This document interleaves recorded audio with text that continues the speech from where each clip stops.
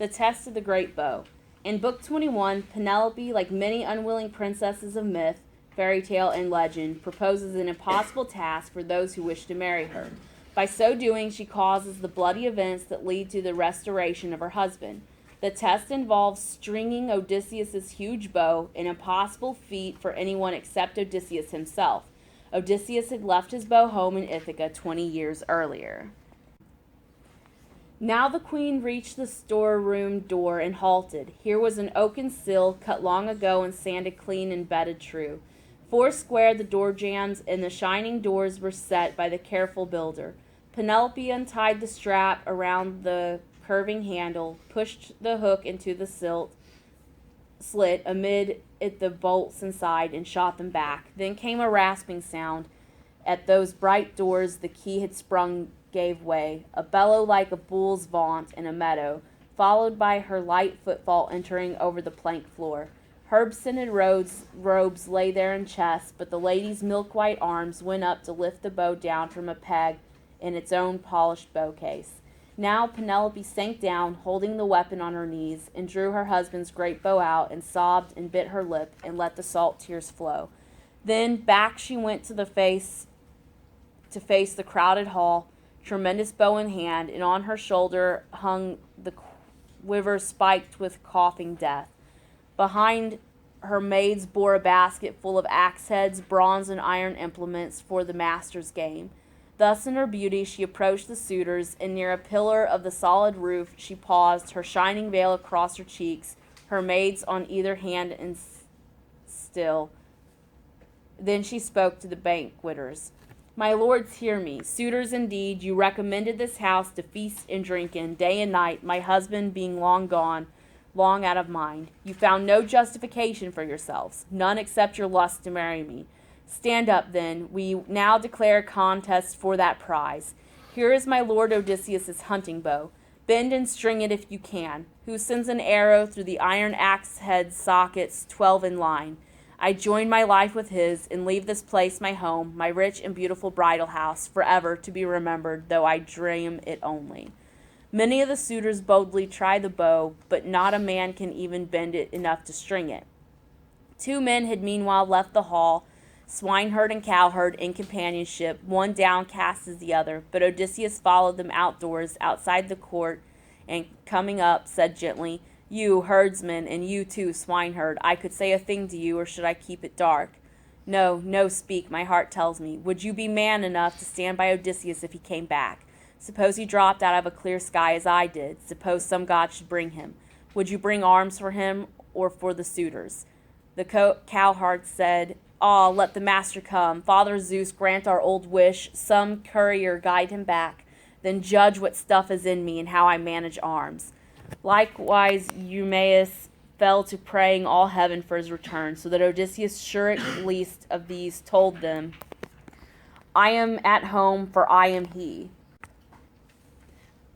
I bore adversities, but in the 20th year I am ashore in my own land. I find that you two alone among my people longed for my coming. Prayers I never heard except your own that I might come again. So now what is in store for you I'll tell you. If Zeus brings down the suitors by my hand, I promise marriages to both and cattle and houses built near mine, and you shall be brothers in arms of my Telemachus. Here, let me show you something else, a sign that I am he, that you can trust me. Look, this old scar from the tusk wound that I got boar hunting on Prineus. Shifting his rags, he bared the long gash. Both men looked and knew and threw their arms around the old soldier, weeping, kissing his head and shoulders. He as well took each man's head and hands to neat kiss, then said, to cut it short, else they might weep till dark. Break off, no more of this. Anyone at the door could see and tell them. Drift back in, but separately at intervals after me.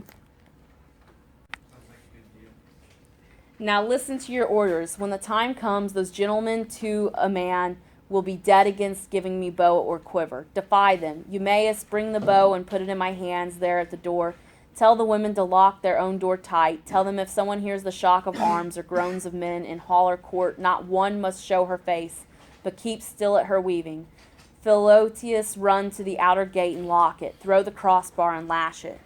Now Odysseus, still in beggar's clothes, asked to try the bow. The suitors refuse to allow a mere beggar to try where they have failed, but Penelope insists that the stranger be given his chance. The suspense is very great. By this act, Penelope has accepted her husband as a suitor. Eumaeus, the swineherd, hands Odysseus the bow and tells the nurse to retire with Penelope and the maids to the family chambers, the harem, and to bolt the doors. Odysseus had earlier told Telemachus to remove the suitors' weapons from the great hall. Now he takes the bow. And Odysseus took his time, turning the bow, tapping it every inch for borings that termites might have made while the master of the weapon was abroad.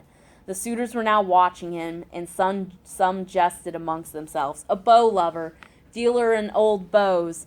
Maybe he has one like it at home, or has an inch to make one for himself. Now see how he handles it, the sly old buzzard. And one disdainful suitor added this, may his fortune grow an inch for every inch he bends it. But the man skilled in all ways of contending, satisfied by the great bow's look and heft, like a musician, like a harper, when his great hand upon his instrument he draws between his thumb and forefinger a sweet new string upon a peg, so effortlessly Odysseus in one motion strung the bow, then slid his right hand down the cord and plucked it, so the taut gut vibrating hummed and sang a swallow's note. In the hushed hall it smote the suitors, and all their faces changed. Then Zeus thundered overhead, one loud crack for a sign, and Odysseus laughed within him that the son of crooked-minded Cronus had flung that omen down. He picked one ready arrow from his table where it lay bare.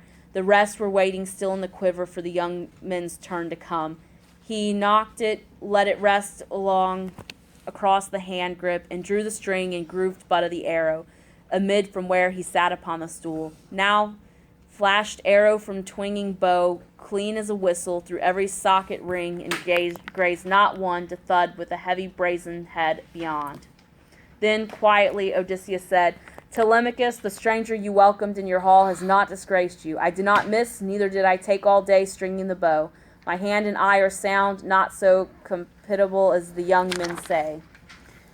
The hour has come to cook their lordships' mutton, supper by daylight, other amusements later, with song and harping that adorn a feast. He dropped his eyes and nodded, and the prince Telemachus, true son of King Odysseus, belted his sword on, clapped hand to his spear, and with a clink and glitter of keen bronze, stood by his chair in the forefront near his father.